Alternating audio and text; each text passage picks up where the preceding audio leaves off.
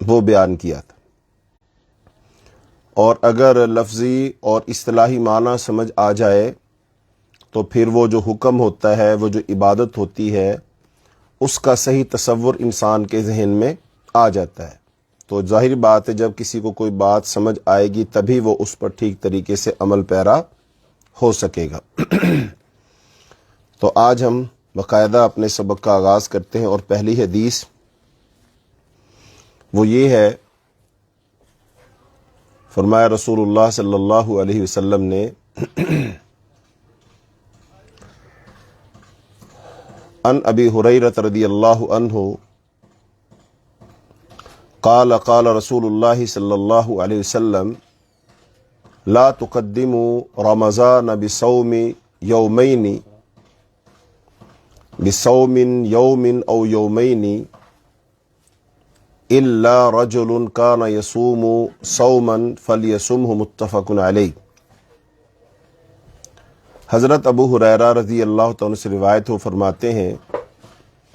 کہ نبی کریم صلی اللہ علیہ وسلم کا ارشاد ہے، رمضان سے 1 یا 2 دن پہلے روزہ نہ رکھو، مگر وہ آدمی اس دن روزہ رکھ سکتا ہے جو پہلے سے اس دن کا روزہ رکھا کرتا تھا، کہ وہ اس دن کا روزہ رکھ سکتا ہے۔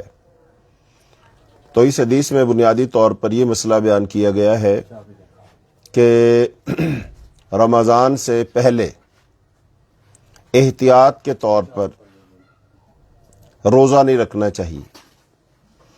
بلکہ روزہ جب رمضان شروع ہو جائے، یعنی جب رمضان کا چاند نظر آ جائے، تب ہی روزہ رکھنا شروع کرنا چاہیے۔ اگر کوئی شخص رمضان سے پہلے 1 دن یا 2 دن وہ روزہ رکھتا ہے، اور اس کے پیچھے 2 وجہ ہو سکتی ہیں۔ نمبر 1 تو یہ آگے وجہ حدیث میں آ جائے گی، وہ یہ ہو سکتی ہے کہ کوئی شخص اس کو شک ہو کہ آج جو شعبان ہے اس کا جو 30واں دن ہے، تو وہ سمجھتا ہو کہ بھی ہو سکتا ہے چاند نظر آ گیا ہو، ہمیں پتہ نہ چلا ہو، تو چلو میں روزہ رکھ لیتا ہوں، اگر فرض نہ ہوا تو چلو نفل ہی ہو جائے گا۔ تو اس نیت کے ساتھ روزہ رکھنا درست نہیں ہے۔ اور ایک روزہ اس لیے بھی رکھا جا سکتا ہے کہ اگر کوئی یہ کہے کہ چلو رمضان کے روزے شروع ہونے سے پہلے میں ایک روزہ رکھتا ہوں تاکہ مجھے عادت پڑ جائے، مشق ہو جائے، تاکہ رمضان کے روزے میں کوئی غلطی نہ ہو، تو اس نظریے سے روزہ رکھنا بھی درست نہیں ہوگا۔ تو بہرحال، اور اس سے ایک یہ مسئلہ بھی معلوم ہوتا ہے کہ شعبان کے اندر جو روزے اگر کوئی ہر ماہ جیسے روزے رکھتا ہے، یا سوموار اور جمعرات کا کوئی شخص روزہ رکھتا ہے، تو وہ اپنی روٹین کے مطابق روزہ رکھ سکتا ہے، پھر کوئی حرج والی بات نہیں ہے۔ لیکن اگر کوئی شخص ہر ہفتے روزہ نہیں رکھتا ہے، یا مہینے میں وہ روزے نہیں رکھتا ہے، خاص طور پر پھر شعبان کے اندر وہ روزہ رکھتا ہے، تو اس کے لیے اجازت نہیں ہوگی۔ جو بندہ مسلسل ایک عمل کر رہا ہوتا ہے اور اس کا تسلسل چل رہا ہے، ہاں وہ رکھ سکتا ہے۔ مثلا نفلی روزہ رکھنے کا جو سب سے بہتر اور پسندیدہ طریقہ ہے وہ صوم داؤدی ہے۔ تو حضرت داؤد علیہ السلام روزہ رکھتے تھے نفلی، کیسے؟ 1 دن رکھتے تھے، 1 دن چھوڑتے تھے، 1 دن رکھتے تھے، 1 دن چھوڑتے تھے۔ تو اسی ترتیب کے ساتھ اگر کوئی شخص سارا سال روزے رکھتا ہے،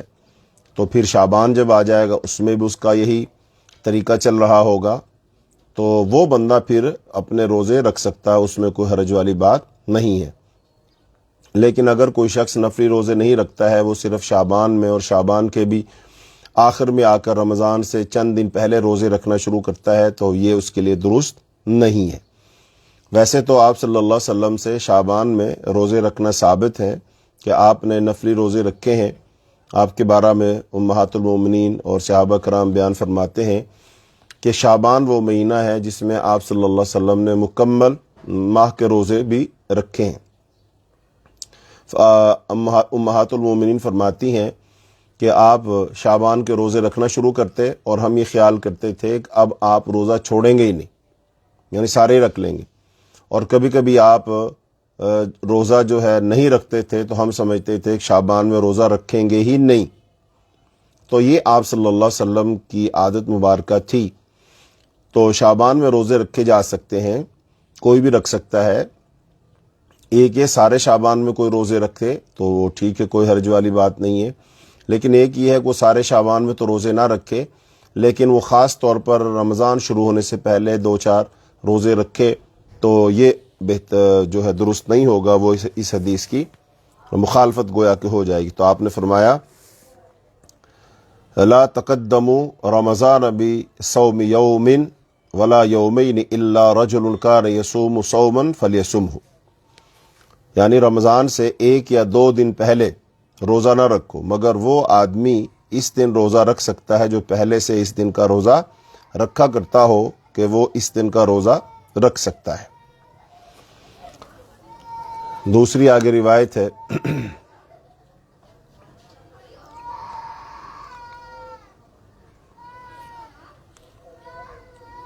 وعن عمار بن یاسر رضی اللہ عنہ قال من صام اليوم الذي يشك فيه فقد عصى ابا القاسم، ذکرہ البخاری تعلیقا ووصلہ الخمسۃ وصححہ ابن خزیمہ وابن حبان۔ حضرت عمار بن یاسر رضی اللہ عنہ سے روایت ہے، وہ فرماتے ہیں کہ جس نے شک کے دن کا روزہ رکھا اس نے جناب ابو القاسم صلی اللہ علیہ وسلم کی نافرمانی کی۔ امام بخاری نے یہ روایت معلق ذکر کی ہے، جبکہ ائمہ خمسہ نے اس کو موصول روایت کیا ہے، اور امام ابن خزیمہ اور امام ابن حبان نے اس حدیث کو صحیح کہا ہے۔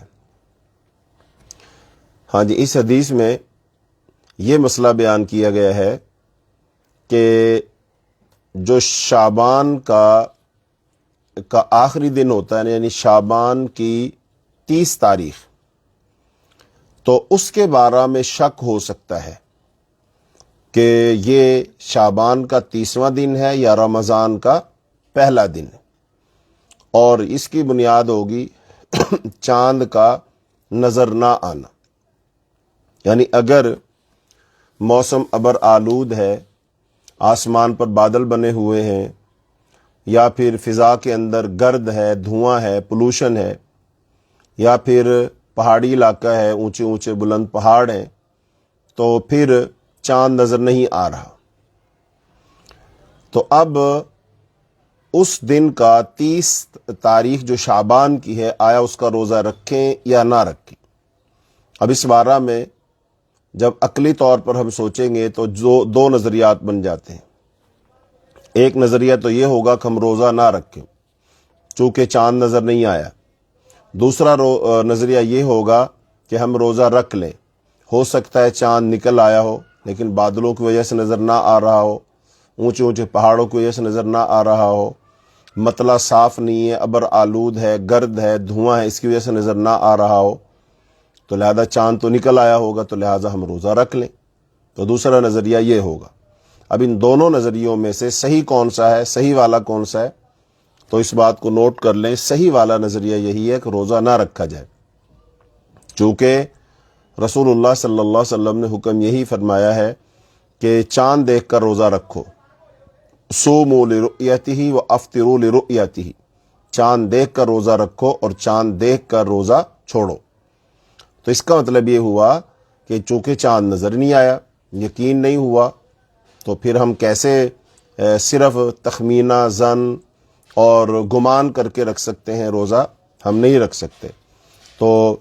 اب روزہ نہیں رکھ سکتے، اس کی دلیل کیا ہے؟ اس کی دلیل یہ رسول اللہ صلی اللہ علیہ وسلم کی حدیث مبارکہ ہی ہے، جو آپ نے فرمایا کہ لا تقدموا رمضان۔ ہاں، آپ کی وہ دلیل یہی حدیث ہے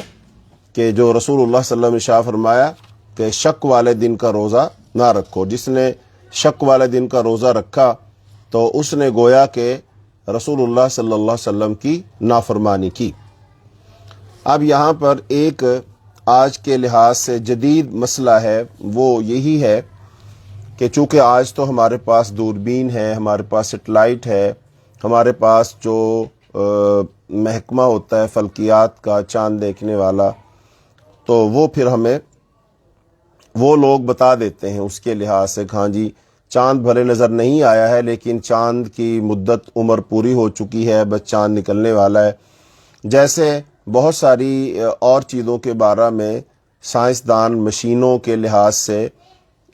وہ اندازہ لگا کر ہمیں بتا دیتے ہیں، تو پھر ہم اس کو مان بھی لیتے ہیں۔ تو اسی طرح وہ یہ بھی بتاتے ہیں کہ بھی جو ہے نا چاند اب اس کا وقت پورا ہو گیا ہے اور وہ نکل آیا ہو۔ اس بارے میں شیخ محمد بن صالح العثیمین جو عرب کے بہت بڑے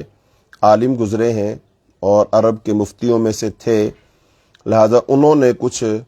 وضاحت لکھی ہے، تو وہ میں آپ کے سامنے پڑھتا ہوں۔ وہ کہتے ہیں کہ یوم شک اس دن کو کہتے ہیں جس کے رمضان سے ہونے یا نہ ہونے کا قطعی علم نہ ہو، اور یہ دن 30 شعبان کا ہو سکتا ہے۔ رہا اس دن میں شک کا واقع ہونا، تو یہ شک اس دن کے ابر آلود یا گرد آلود ہونے کی وجہ سے ہوتا ہے کہ جب ابر یا گرد کی وجہ سے مطلع صاف نہ ہو اور باوجود کوشش کے چاند کو دیکھا نہ جا سکے، یوم شک اسی کو کہتے ہیں، یہی اس کی تعریف ہے۔ لہذا اگر 29 شعبان کے اختتام پر غروب آفتاب کے وقت بادلوں کی وجہ سے یا دھند کی وجہ سے یا بلند کوہساروں پہاڑوں کی وجہ سے چاند نظر نہ آئے تو روزہ رکھنا واجب نہیں ہوگا، اور یہی سمجھا جائے گا کہ شعبان 30 دنوں کا ہے، کیونکہ احکام شرعیہ ظاہر پر مبنی ہوتے ہیں۔ اور یہ بات یاد رکھنی چاہیے کہ اگر نظام فلکی کی روح سے وہ دن چاند نکلنے کا ہو اور مطلع بھی گرد آلود یا ابر آلود نہ ہو،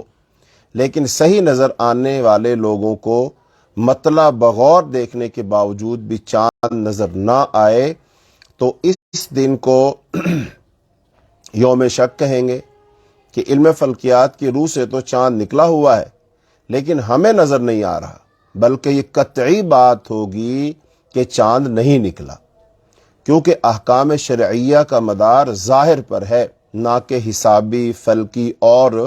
اس طرح کے دیگر علوم پر۔ غرض خلاصہ یہ ہے کہ 29 شعبان کو اگر چاند کے اور ہمارے درمیان کسی رکاوٹ کے نہ ہونے کے باوجود ہمیں چاند نظر نہ آئے تو اگلا دن قطعی طور پر شعبان کا ہوگا، یعنی شعبان 30 دنوں کا ہوگا۔ اور اگر اس دن ہمارے اور چاند کے درمیان ابر یا گرد یا اور کوئی شے حائل ہے جس کی وجہ سے وہ نظر نہیں آ سکا، تو اگلے دن کو یوم شک کہیں گے کہ اس کے رمضان کا یا شعبان کا دن ہونے میں شک ہے۔ یوم شک کا حکم یہ ہے اس دن روزہ رکھنا منع ہے، اور جو روزہ رکھے گا وہ رسول اللہ صلی اللہ علیہ وسلم کے حکم کی مخالفت کرے گا، کیونکہ اس دن روزہ نہ رکھنا واجب ہے، اور واجب کا جو تارک ہوتا ہے وہ نافرمان ہوتا ہے۔ تو لہذا حدیث میں یہی مسئلہ بیان کیا گیا کہ یوم شک کا روزہ رکھنے کی ممانعت ہے، شک والے دن کا ہم روزہ نہیں رکھیں گے۔ اب اس بارے میں آگے وضاحت آ جائے گی کہ رسول اللہ صلی اللہ علیہ وسلم نے فرمایا ہے کہ شعبان کی گنتی ہمیں کیا کرنی چاہیے؟ پوری کرنی چاہیے۔ آگے حدیث ہے، وعن ابن عمر قال سمعت رسول اللہ صلی اللہ علیہ وسلم یقول اذا رأیتموہ فصوموا واذا رأیتموہ فافطروا فإن غم علیکم فاقدروا له، متفق علی، ولمسلم فإن أغمي عليكم فاقدروا له 30، وللبخاری فأكملوا عدة 30، وله في حديث أبي هريرة فأكملوا عدة شعبان 30۔ حضرت عبداللہ بن عمر رضی اللہ عنہ سے روایت ہے، وہ فرماتے ہیں کہ میں نے نبی کریم صلی اللہ علیہ وسلم کو ارشاد فرماتے سنا ہے، جب تم چاند کو دیکھو تو روزہ رکھنا شروع کرو، اور جب تم رمضان کے اختتام پر شوال کا چاند دیکھو تو اب روزے رکھنے بند کر دو، اور اگر تم پر چاند بادلوں میں چھپ جائے تو تم چاند کے یعنی مہینہ کے دن شمار کر کے پورے کرو۔ یہ حدیث متفق علیہ ہے، یعنی بخاری مسلم کے اندر ہے۔ اور صحیح مسلم کی ایک روایت میں یہ الفاظ ہیں، اور اگر تم پر بادل یا گرد کی وجہ سے چاند چھپ جائے تو تم مہینہ کے 30 دن پورے شمار کرو۔ اور صحیح بخاری کی ایک روایت میں یہ الفاظ ہیں، تو تم 30 کی گنتی پوری کرو۔ صحیح بخاری میں حضرت ابو ہریرہ رضی اللہ تعالیٰ سے مروی ایک حدیث میں یہ ارشاد ہے کہ تم شعبان کی گنتی 30 دن تک پوری کرو۔ یعنی اب جو پیچھے شک والا مسئلہ چل رہا تھا وہ اس حدیث سے آ کر وہ جو ہے ابہام دور ہو جاتا ہے۔ تو اب اس حدیث میں یہ مسئلہ بیان کیا گیا ہے کہ یوم شک کو شعبان میں شمار کر کے اس کی گنتی کو 30 کیا جائے۔ لہذا اب مسئلہ یہی ہے ہمارے سامنے کہ شعبان کا مہینہ چل رہا ہے اور اس کی 30 تاریخ ہو گئی ہے، 29 تاریخ ہو گئی ہے۔ تو اب اگر چاند واضح طور پر نظر نہیں آیا ہے، واضح طور پر چاند نظر نہیں آیا ہے، تو پھر ہم 29 شعبان کو ہم یعنی کہ سحر وہ نہیں کریں گے، سحری نہیں کھائیں گے کہ ہم اگلے دن کا روزہ رکھیں، بلکہ ہم گنتی پوری کریں گے۔ چونکہ اسلامی جو مہینہ ہوتا ہے وہ 29 کا ہوتا ہے یا 30 کا ہوتا ہے۔ انگریزی مہینوں میں تو ایک مہینہ 28 کا بھی ہوتا ہے اور 31 کا بھی ہوتا ہے،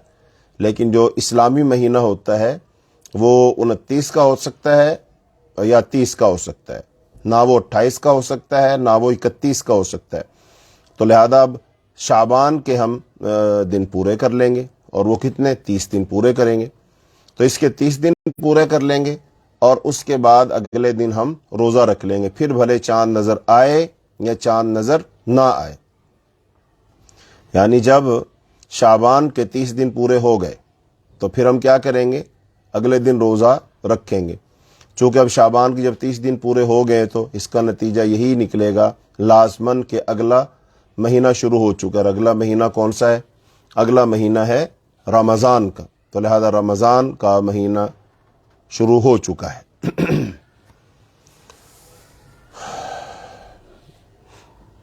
تو اس حدیث سے کئی باتیں معلوم ہوتی ہیں۔ نمبر 1 یہ بات معلوم ہوتی ہے کہ جب تک چاند نہ دیکھ لیا جائے یا شعبان کے 30 دن پورے نہ ہو جائیں تو روزہ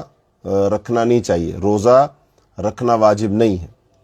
اور یہ بات بھی معلوم ہوئی کہ رؤیت سے مراد بعد از مغرب کی رؤیت ہے، کیونکہ قمر کو، چاند کو قرآن کریم میں یہ آیت اللیل، رات کی نشانی قرار دیا گیا ہے، جیسا کہ اللہ نے سورہ الاسراء کی آیت نمبر 12 میں ارشاد فرمایا ہے۔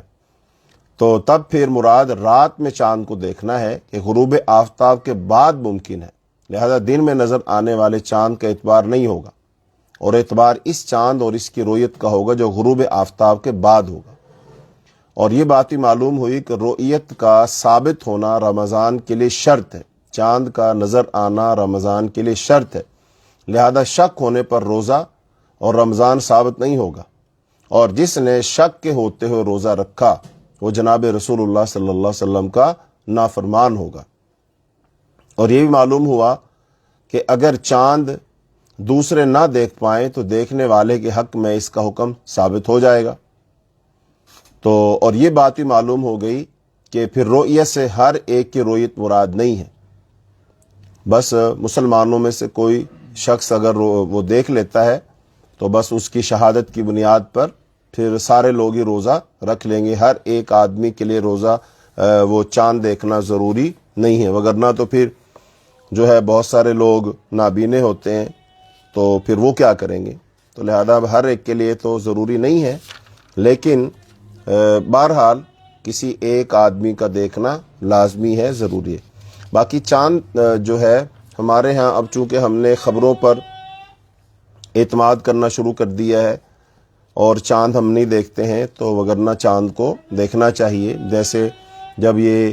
ذرائع مواصلات اور ذرائع ابلاغ نہیں تھے تو اس وقت سب لوگ چھتوں پہ چڑھ کر چاند دیکھا کرتے تھے، تو چاند کو دیکھنا چاہیے۔ آگے روایت ہے تو جس میں یہی مسئلہ بیان ہوگا کہ چاند دیکھنے کے لیے کم از کم کتنے لوگوں کی گواہی ہونی چاہیے، کتنے لوگ چاند دیکھیں تو پھر وہ روزہ رکھیں گے۔ تو اس بارے میں روایت ہے، وعن ابن عمر قال ترى الناس الحلال فأخبرت النبي صلى الله عليه وسلم إني رأيته فصام وأمر الناس بصيامه، رواه أبو داود وصححه الحاكم وابن حبان۔ وعن ابن عباس أن أعرابيا جاء إلى النبي صلى الله عليه وسلم فقال إني رأيت الهلال، فقال أتشهد أن لا إله إلا الله؟ قال نعم۔ قال أتشهد أن محمدا رسول الله؟ قال نعم۔ قال فأذن في الناس يا بلال أن يصوموا غدا، رواه الخمسة وصححه ابن خزيمة وابن حبان ورجح النسائي إرساله۔ حضرت عبداللہ بن عمر سے روایت ہے، وہ فرماتے ہیں کہ ایک دفعہ لوگ شعبان کے اختتام پر رمضان کا چاند دیکھنے میں لگے تھے، پس میں نے نبی کریم صلی اللہ علیہ وسلم کی خدمت میں حاضر ہو کر آپ صلی اللہ علیہ وسلم کو اس بات کی خبر دی کہ میں نے چاند دیکھا ہے۔ چنانچہ آپ صلی اللہ علیہ وسلم نے خود بھی روزہ رکھا اور لوگوں کو بھی رمضان کا روزہ رکھنے کا حکم دیا۔ اس حدیث کو امام ابو داؤد نے روایت کیا ہے، جبکہ امام ابن حبان اور امام حاکم نے اس حدیث کو صحیح کہا ہے۔ حضرت عبداللہ بن عباس رضی اللہ عنہ سے روایت ہے کہ ایک دیہاتی نے نبی صلی اللہ علیہ وسلم کی خدمت میں حاضر ہو کر عرض کیا کہ میں نے رمضان کا چاند طلوع ہوتے دیکھا ہے۔ آپ صلی اللہ علیہ وسلم نے اسے دریافت فرمایا، کیا تم لا الہ الا اللہ کی یعنی اپنے مومن ہونے کی شہادت دیتے ہو؟ اس دیہاتی نے عرض کیا، جی ہاں۔ آپ صلی اللہ علیہ وسلم نے دوبارہ دریافت فرمایا، کیا تم اس بات کی شہادت دیتے ہو کہ محمد اللہ کے رسول ہیں؟ اس دیہاتی نے عرض کیا کہ جی ہاں۔ اس پر آپ صلی اللہ علیہ وسلم نے حضرت بلال سے ارشاد فرمایا، اے بلال، لوگوں میں اس بات کا اعلان کر دو کہ وہ کل روزہ رکھیں۔ تو اب ان دونوں روایات سے ایک بات معلوم ہو رہی ہے کہ اگر مسلمان معاشرے میں سے ایک مومن آدمی جس کی گواہی معتبر ہے، تو وہ اگر چاند دیکھنے کی گواہی دے دے کہ میں نے چاند دیکھا ہے، تو لہذا اس ایک آدمی کے چاند دیکھ لینے کی وجہ سے اس علاقے کے تمام لوگ روزہ رکھیں گے، جیسا کہ رسول اللہ صلی اللہ علیہ وسلم نے حضرت عبداللہ بن عمر رضی اللہ تعالیٰ عنہ اکیلے کی گواہی کو قبول کیا اور آپ نے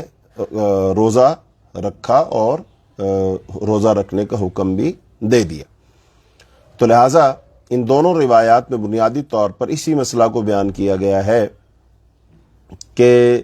رمضان کے اس بات میں، رمضان کے شروع ہونے میں وہ ایک آدمی کی وہ گواہی بھی کافی ہے۔ پھر ان دو روایات میں اور گزشتہ مذکورہ روایت کے ان الفاظ میں کہ اذا رأیتموہ فصوموا، یوں تطبیق دی جائے گی کہ گزشتہ روایت کے ان الفاظ میں جنس مراد ہے، گویا کہ آپ نے یوں ارشاد فرمایا اذا رأى احد منکم فصوموا، یعنی جب تم میں سے کوئی ایک چاند کو دیکھ لے تو تم روزے رکھنا شروع کر دو۔ تو اس سے چاند دیکھنے کا مسئلہ حل ہو جاتا ہے۔ تو اس لیے اب مسلمانوں میں سے ایک بندہ اگر وہ چاند دیکھ لیتا ہے تو پھر سب لوگ روزہ رکھیں گے۔ ہاں، یہاں پر ایک بات کو سمجھ لینا چاہیے، اور وہ یہ ہے کہ اب یہ اس علاقے کے لیے ہوگا کہ جس علاقے کے لوگوں کا مطلع ایک ہو، جس علاقے کے لوگوں کا مطلع ایک ہو اور وہاں سے ایک شخص چاند دیکھ کر گواہی دے دے تو اس علاقے کے سارے لوگ روزہ رکھیں گے۔ اچھا، اب جو میں نے یہ بات بیان کی ہے شاید آپ میں سے سمجھ نہ آئے کچھ کو، تو اس کا مطلب یہ ہے کہ ساری دنیا میں ایک بندہ چاند دیکھ لے تو پھر ساری دنیا کے مسلمان وہ روزہ نہیں رکھیں گے، بلکہ ہر علاقے کی رؤیت اپنی ہوگی، ہر علاقے کا مطلع اپنا ہوگا۔ مثال کے طور پر جیسے سورج جو ہے ساری دنیا میں ایک وقت میں تو نظر نہیں آتا، جیسے اب ہم ہندوستان پاکستان کے جو لوگ ہیں، جب ہمارے ہاں وہ دن ہوتا ہے تو اس وقت دنیا کے کچھ ممالک ایسے ہیں جہاں رات ہوتی ہے، تو ہم تو سورج کو دیکھ رہے ہیں لیکن وہ لوگ تو سورج کو نہیں دیکھ رہے۔ تو اس کا مطلب یہ ہے کہ ان کا جو مطلع ہے وہ اور ہے اور ہمارا مطلع اور ہے۔ تو جیسے سورج ساری دنیا میں ایک ہی وقت میں نظر نہیں آتا بلکہ اس میں فرق ہے، ایسے ہی چاند جو ہے اس کا مطلب بھی ساری دنیا میں ایک نہیں ہے، یعنی ساری دنیا میں ایک ہی وقت میں چاند نظر آ جائے یہ ممکن ہی نہیں ہے۔ تو لہذا پھر کون سے لوگ روزہ رکھیں گے؟ بھئی جہاں جب چاند نظر آ جائے گا وہاں کے لوگ روزہ رکھ لیں گے، اور جہاں جب نظر آ جائے گا وہاں کے لوگ اس وقت تک روزہ رکھ لیں گے۔ لہذا اپنے علاقے کی رؤیت ہوگی، اپنے علاقے کا چاند دیکھنا ہوگا تو اس کے مطابق اس علاقے کے لوگ روزہ رکھیں گے۔ جیسا کہ سعودی عرب ہمارا مرکز ہے، وہاں پر خانہ کعبہ ہے، تو اب اگر وہاں کوئی چاند کو دیکھے اور اعلان کر دے پوری دنیا میں کہ بھئی روزہ رکھ لو، تو وہ ساری دنیا کے لیے ان کی رؤیت نہیں ہوگی۔ تو پھر یہاں سے خود بخود یہ مسئلہ بھی واضح ہو جائے گا کہ ساری دنیا میں جو ہے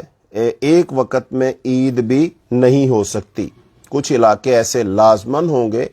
کہ جہاں پر عید کا جو وقت ہے وہ مختلف ہوگا، یعنی عید کی ٹائمنگ ایک نہیں ہو سکتی، ساری دنیا میں ایک ہی وقت میں عید نماز نہیں پڑھی جا سکتی۔ اور بہت سارے لوگ پھر یہ کہتے ہیں کہ سعودی عرب کے ساتھ جی ہم کیوں عید نہیں پڑھ لیتے تاکہ ساری دنیا میں ایک وقت میں ایک دن ہی عید ہو جائے۔ بھئی سعودی عرب کے ساتھ ساری دنیا کے لوگ عید نہیں پڑھ سکتے، چونکہ جب سعودی عرب میں عید دن ہوتا ہے تو اس وقت کئی ملک ایسے ہیں جہاں پر رات ہوتی ہے، تو وہ کیا کریں گے؟ پھر کیا وہ رات کو عید پڑھ لیں گے؟ نہیں پڑھیں گے۔ لہٰذا اپنی اپنی رؤیت ہے، اپنا اپنا چاند دیکھنا ہے، اور پھر اس کے مطابق سحر جو روزوں کو رکھنا بھی ہے، روزوں کو چھوڑنا بھی ہے۔ تو یہ مسئلہ اچھے طریقے سے سمجھ لینا چاہیے۔ اچھا جی، آگے روایت ہے جس میں یہ مسئلہ بیان کیا جائے گا کہ روزے کی نیت کا مسئلہ۔ تو روزے کی نیت کی جائے گی۔ اچھا، اب روزہ جو ہوتا ہے نا وہ دو قسم کا ہوتا ہے، ایک ہوتا ہے فرضی، ایک ہوتا ہے نفلی۔ جو نفلی روزہ ہے نا اس کی نیت رات کو کرنا ضروری نہیں ہے، اس کی نیت کرنا رات کو ضروری نہیں ہے، وہ تو دن میں بھی نیت کی جا سکتی ہے، بس ایک ہی شرط ہے کہ اس نے صبح صادق کے بعد سے کچھ کھایا پیا نہ ہو۔ اگر اس نے کچھ کھایا نہیں، کچھ پیا نہیں،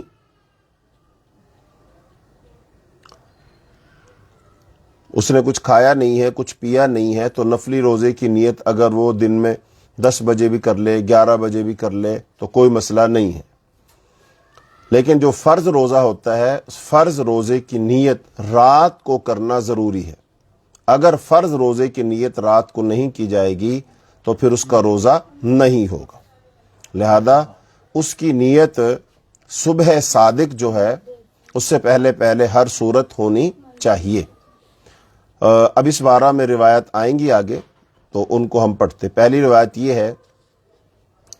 وعن حفصة ام المؤمنین ان النبی صلی اللہ علیہ وسلم قال من لم یبیت الصیام قبل الفجر فلا صیام له، رواہ الخمسة، ومال الترمذی والنسائی الى ترجیح وقفه، وصححه مرفوعا وابن خزیمہ وابن حبان وللدارقطنی لا صیام لمن لم یفرزه من اللیل۔ ام المومنین حضرت حفصہ رضی اللہ تعالی عنہ سے روایت ہے کہ نبی کریم صلی اللہ علیہ وسلم کو ارشاد ہے، جس نے فجر طلوع ہونے سے پہلے رات کو ہی روزہ کی نیت نہیں کی تو اس کا کوئی روزہ نہیں۔ اس حدیث کو ائمہ خمسہ نے روایت کیا ہے، امام ترمذی اور امام نسائی نے اس بات کی طرف وہ مائل ہیں کہ اس حدیث کا موقوف ہونا راجح ہے، جبکہ امام ابن خزیمہ، امام ابن حبان نے اس حدیث کے مرفوع ہونے کو صحیح کہا ہے، اور سنن دارقطنی میں اس روایت کے یہ الفاظ ہیں کہ اس کا کوئی روزہ نہیں جو اسے رات کو ہی نیت کر کے اپنے اوپر فرض نہیں کر لیتا۔ تو اب اس حدیث سے روزہ کی جو نیت ہے اس کا مسئلہ بالکل واضح ہو جاتا ہے، اور وہ یہی ہے کہ فرض روزہ کی رات سے ہی نیت کر لینا واجب ہے، وگرنہ فرض روزہ ثابت نہیں ہوگا۔ تو فرض روزہ میں نیت کرنا اور رات ہی میں یعنی فجر صادق طلوع ہونے سے پہلے نیت کرنا یہ واجب ہے، اور یہ بھی معلوم ہوا کہ جس بات کے بنا واجب مکمل نہ ہوتا ہو وہ بات بھی واجب ہوتی، اس لیے روزہ کی نیت کرنا بھی واجب ہے۔ اور یہ حکم فرض روزہ کا ہے۔ رہا نفل روزہ، تو اگر تو وہ نفل روزہ تو اس کی نیت تو اگر صبح صادق کے وقت نہ بھی کی جائے تو ٹھیک ہے، وہ دن کے وقت کی جا سکتی ہے، جیسا کہ رسول اللہ صلی اللہ علیہ وسلم کے بارے میں آتا ہے کہ آپ صلی اللہ علیہ وسلم فجر کی نماز پڑھنے تو گھر سے تشریف لے جاتے تھے مسجد، اور پھر آپ گھر تشریف لاتے اور پھر پوچھا کرتے تھے کہ کچھ کھانے کے لیے ہے، تو پھر اگر کہا جاتا کہ ہاں جی ہے تو آپ کہتے کہ لاؤ میں کھا لیتا ہوں، میں نے تو روزہ رکھا ہوا تھا، اور اگر کچھ کھانے کے لیے نہ ہوتا تو آپ کہتے میرا روزہ ہے، جیسا کہ اگلی روایت آ رہی ہے۔ تو یہ نیت کے جو الفاظ ہیں ان پر ابھی ہم بات کریں گے کہ روزے کی نیت کے کیا کوئی خاص الفاظ ہیں یا نہیں ہیں، تو اس پر ہم بات کریں گے، لیکن یہ روایت ہم ایک دفعہ پڑھ لیتے ہیں۔ وعن عائشة قالت دخل علی النبی صلی اللہ علیہ وسلم ذات یوم فقال هل عندكم شيء قلنا لا قال فإني إذن صائم ثم أتانا يوما آخر فقلنا أهدي لنا هيس فقال أرينيه فلقد أصبحت صائما رواہ مسلم۔ حضرت عائشہ رضی اللہ تعالیٰ عنہ سے روایت ہے، وہ فرماتی ہیں کہ نبی کریم صلی اللہ علیہ وسلم ایک دن میرے پاس تشریف لائے تو دریافت فرمایا کیا تم لوگوں کے پاس کھانے کو کچھ ہے؟ ہم نے عرض کیا کہ نہیں ہے۔ اس پر آپ صلی اللہ علیہ وسلم نے ارشاد فرمایا تب پھر میں روزے سے ہوں۔ پھر آپ صلی اللہ علیہ وسلم ہمارے پاس ایک اور دن تشریف لائے تو ہم نے عرض کیا کہ آج ہمیں ہدیہ میں تحفے میں ہیس یعنی گھی، کھجور اور پنیر سے بنا ہوا حلوہ بھیجا گیا ہے۔ اس پر آپ صلی اللہ علیہ وسلم نے ارشاد فرمایا کہ ذرا وہ حلوہ مجھے دکھلانا، آج میں نے روزہ سے صبح کی ہے۔ پھر آپ نے وہ حلوہ تناول فرمایا۔ تو اس حدیث سے کئی باتیں معلوم ہوتی ہیں۔ ایک تو بات یہی معلوم ہو گئی کہ جو نفلی روزہ ہے تو وہ رات کو اگر اس کی نیت نہ بھی کی ہو تو لہذا اس کی نیت تو فجر کے بعد بھی کی جا سکتی ہے۔ ایک تو یہ بات ثابت ہوگی۔ دوسری بات یہ ثابت ہو گئی کہ اگر کسی نے نفلی روزہ رکھا، نفلی روزہ اس نے رکھ لیا، لیکن اگر وہ اس کو دوپہر میں ہی کھولنا چاہتا ہے، کچھ کھانا پینا چاہتا ہے تو وہ کھا پی سکتا ہے، اس میں کوئی حرج والی بات نہیں ہے، جیسا کہ رسول اللہ صلی اللہ علیہ وسلم نے روزہ رکھ لیا تھا اور پھر آپ گھر تشریف لائے، پھر آپ کو بتایا گیا گھر میں ایک جو ہے حلوہ آیا ہے تو آپ نے فرمایا لاؤ، اور وہ پھر آپ کو دیا گیا تو آپ نے کھا لیا۔ تو اس کا مطلب نفلی روزہ آپ نے پورا نہیں کیا بلکہ آپ نے وقت سے پہلے ہی کھانا کھا لیا۔ تو نفلی جو روزہ ہوتا ہے تو اس کو کسی بھی وقت کھولا جا سکتا ہے، تو وہ روزہ رکھنے والے کو کوئی گناہ نہیں ہوگا۔ مثال کے طور پر ایک بندہ نفلی روزہ رکھتا ہے اور پھر اس کے گھر مہمان آ جاتے ہیں،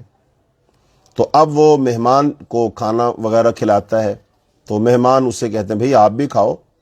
اکیلا مہمان کھانا کھاتا ہوا ذرا اچھا نہیں لگتا، یا وہ شرما رہا ہوتا ہے تو اصرار کر رہا ہوتا ہے کہ بھی آپ بھی میرے ساتھ کھائیں، تو وہ بندہ پھر کہتا ہے نہیں جی میں تو نہیں کھانا، میں تو روزے سے ہوں، مہمان جب کہ اصرار کر رہا ہوتا ہے۔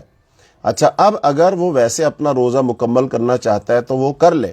لیکن اگر اس کے ذہن میں یہ بات کہیں ہے کہ اگر میں نے روزہ کھول لیا، مہمان کے کہنے سے میں نے کھانا کھا لیا تو میں گناہ گار ہوں گا، تو یہ بات درست نہیں ہے، وہ گناہ گار نہیں ہوگا۔ ایسے ہی انسان نے روزہ رکھا ہوا ہو، نفلی روزہ رکھا ہوا ہو، اور وہ کسی کے ہاں مہمان چلا جاتا ہے اور وہ پھر گھر والے اصرار کرتے ہیں، تو وہ اگر وہاں اس کو اختیار حاصل ہے، پورا کرنا چاہے پورا کر لے، لیکن اگر وہ کھانا کھانا چاہے تو کھانا کھا لے۔ اور تیسری صورت یہ ہو سکتی ہے کہ اس نے بغیر سحری کھائے، بغیر نیت کیے، اور روزہ تو اس کی نیت تو کر لی، لیکن وہ پھر اس کو بہت زیادہ بھوک لگائی، بہت شدید بھوک لگائی، اور اس کے لیے اٹھنا بیٹھنا چلنا پھرنا کام کاج کرنا مشکل ہو رہا ہے، اور کھانا وغیرہ بھی موجود ہے، اس کا دل بھی کر رہا کھانے کو، تو اب وہ یہ سوچ رہا ہوتا ہے کہ اگر میں نے کھانا کھا لیا تو پھر کہیں میں گناہ گار نہ ہو جاؤں، تو ایسی بات نہیں، وہ گناہ گار نہیں ہوگا، وہ کھا سکتا ہے۔ تو اس کا مطلب نفلی روزہ کسی بھی وقت شروع کیا جا سکتا ہے، کسی بھی وقت ختم کیا جا سکتا ہے۔ شروع کرنے کے لیے صرف ایک ہی شرط ہے، وہ یہ ہے کہ اس نے صبح صادق کے بعد کچھ کھایا پیا نہ ہو، نہ اس نے کچھ کھایا ہو، نہ اس نے کچھ پیا ہو، نہ ہی اس نے بیوی کے ساتھ ہم بستری وغیرہ کی ہو، تو پھر وہ کسی بھی وقت اگر نیت کر لے گا نفلی روزے کی تو اس کا نفلی روزہ ہو جائے گا۔ اچھا جی، تو آج کے سبق کا آخری مسئلہ وہ نیت کے حوالے سے ہے۔ وہ دو باتیں اہم ہیں، وہ ایک یہ ہے کہ نیت کے جو الفاظ ہیں، کیا وہ کوئی خاص الفاظ ہیں کہ جو ہمیں پڑھنے چاہیے، جیسا کہ عام طور پر سوشل میڈیا پر یا جو رمضان کے کیلنڈر وغیرہ چھپتے ہیں تو ان پر ایک دعا لکھی ہوتی ہے، اور وہ دعا یہ ہوتی ہے، وہ بِصَوْمِ غَدٍ نَوَيْتُ مِنْ شَهْرِ رمضان۔ تو یہ دعا عام طور پر معروف ہے، بچوں کو یاد بھی ہوتی ہے یا یاد کروائی جاتی ہے، لیکن دھیان سے سن لیا جائے کہ یہ دعا رسول اللہ صلی اللہ علیہ وسلم نے نہیں سکھلائی، یہ اللہ کے رسول صلی اللہ علیہ وسلم نے نہیں پڑھی، یہ صحابہ کرام نے نہیں پڑھی، بلکہ یہ جو الفاظ ہیں نا، اس الفاظ کے جو اس نیت کے جو الفاظ ہیں تو یہ درست ہی نہیں ہے، عربی کے لحاظ سے درست نہیں، ان کا معنی مفہوم ہی غلط بنتا ہے۔ مثال کے طور پر اس کا ترجمہ یہ بنتا ہے، وہ بِصَوْمِ غَدٍ نَوَيْتُ مِنْ شَهْرِ رمضان، کہ میں رمضان کے کل کے روزے کی نیت کرتا ہوں۔ اس میں جو لفظ ہے نا، وہ بِصَوْمِ غَدٍ، غدین کا معنی ہوتا ہے عربی میں، غد کہتے ہیں آنے والا دن، جس کو ہم انگریزی میں ٹومارو کہتے ہیں، جس کو ہم اردو میں کہتے ہیں کل۔ مثال کے طور پر آج ہے جمعہ، تو اب ہم کہیں گے غدین کا مطلب کیا ہوگا؟ کل، یعنی کہ ہفتہ۔ تو اس کا مطلب جب ہم روزہ رکھ رہے ہوتے ہیں تو پھر ہم تو اس دن کا روزہ رکھ رہے ہیں، نیت کر رہے ہیں کہ اگلے دن کی۔ مثال کے طور پر اب ہم فرض کر لیں کہ بھی کل رمضان کا پہلا روزہ ہے، تو ہم سحری کھائیں گے، تو جب سحری ہم کھائیں گے تو وہ ہفتے کا دن ہے، تو جب ہم سحری کھاتے وقت دعا کریں گے، وہ بِصَوْمِ غَدٍ نَوَيْتُ، کہ میں کل کے دن کا روزہ رکھ رہا ہوں، نیت کر رہا ہوں، تو وہ ہفتے کے دن کی نیت کر رہے ہیں کہ اتوار کے دن کی نیت کر رہے ہیں، تو یہ جو الفاظ ہیں ان کا مطلب تو اتوار بنتا ہے۔ تو لہذا یہ جو الفاظ ہیں یہ ثابت نہیں ہے، یہ رسول اللہ صلی اللہ علیہ وسلم نہیں پڑھے، تو لہذا ہمیں بھی نہیں پڑھنے چاہیے۔ اب کوئی کہہ سکتا ہے ان کے پڑھنے میں حرج کیا ہے، اللہ کے رسول نے نہیں پڑھے تو ہم پڑھ، بھائی حرج یہ ہے کہ یہ کام مسنون نہیں ہے، سنت نہیں ہے، پھر ہم کیوں کر رہے ہیں یہ کام؟ ہمیں مجبوری کیا ہے کہ ہم نے یہ کرنا ہی کرنا ہے، تو لہذا نہیں کرنے چاہیے۔ اب پھر ایک سوال یہ پیدا ہوتا ہے، پھر ہم کیا پڑھ کر سحری کھائیں؟ تو بھائی سحری میں ہم نے کھانا کھانا ہے، تو سحری میں جب ہمیں کھانا کھانا ہے تو عام طور پر کھانا ہم کیا پڑھ کر کھاتے ہیں؟ ہم بسم اللہ پڑھ کر کھانا کھاتے ہیں، تو بسم اللہ پڑھ کر ہم سحری کھا لیں گے، بسم اللہ پڑھ کر ہم سحری کا کھانا کھانا شروع کریں گے، بات ختم ہوگی۔ تو اس کا مطلب یہ جو نیت کے الفاظ ہیں روزے کی نیت کے، یہ رسول اللہ صلی اللہ علیہ وسلم سے ثابت نہیں ہے، تو لہذا پھر ہمیں یہ نہیں پڑھنے چاہیے۔ اور پھر کیا پڑھنا چاہیے؟ تو بسم اللہ پڑھ کر سحری کا کھانا کھانا چاہیے۔ بس یہیں تک آج ہمارا سبق ہوگا۔ تو اب آج کا جو ہمارا سبق ہے اس بارہ میں، یا جو کوئی اور بھی اگر کسی کا کوئی سوال ہے تو وہ آپ پوچھ سکتے ہیں۔ جی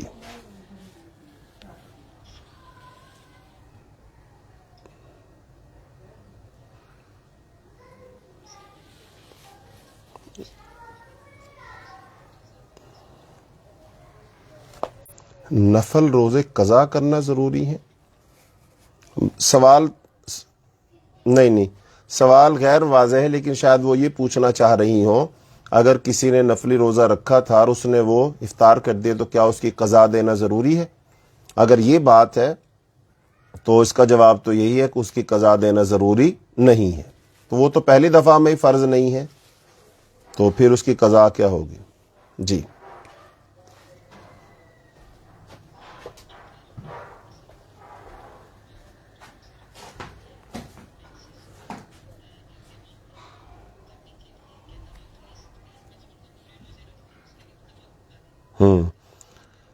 جی ہاں جی، اس بارہ میں جو میں نے پڑھا ہے، جو سمجھا ہے، وہ یہ ہے کہ اگر کسی خاتون کو جسمانی طور پر کوئی مرض لگنے کا لاحقہ نہ ہو اور کوئی مشقت اور تکلیف نہ ہو تو پھر اگر وہ کھا لے تو کوئی حرج والی بات نہیں ہے، لیکن اگر ایسا ہے کہ بھی وہ دوائی اگر استعمال کی جاتی ہے اور اس سے انسان بیماری کی طرف چلا جاتا ہے یا کوئی اور خرابی اور بگاڑ پیدا ہوتا ہے اور پھر روزے رکھنے بھی مشکل ہو جاتے ہیں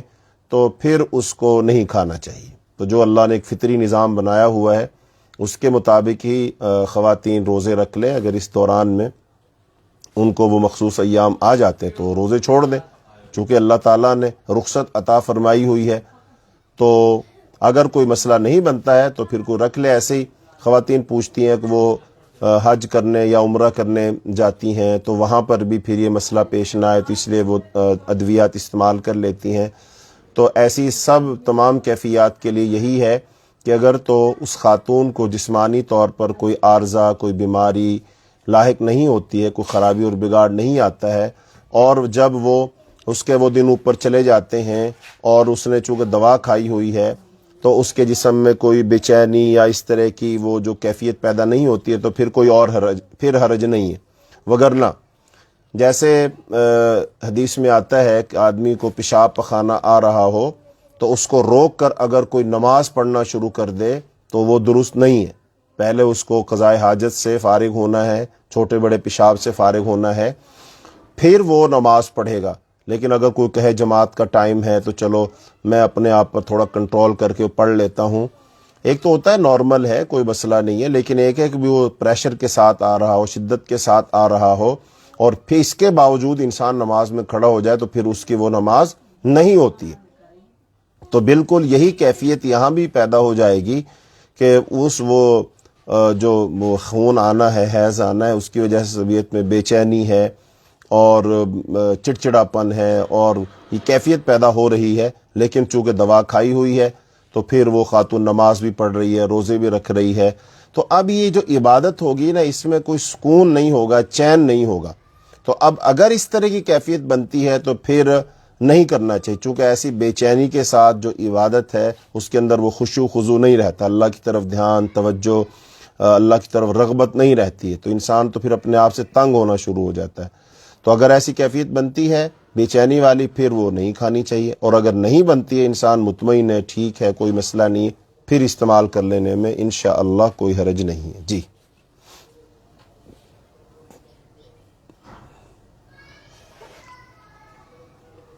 بند کر دی؟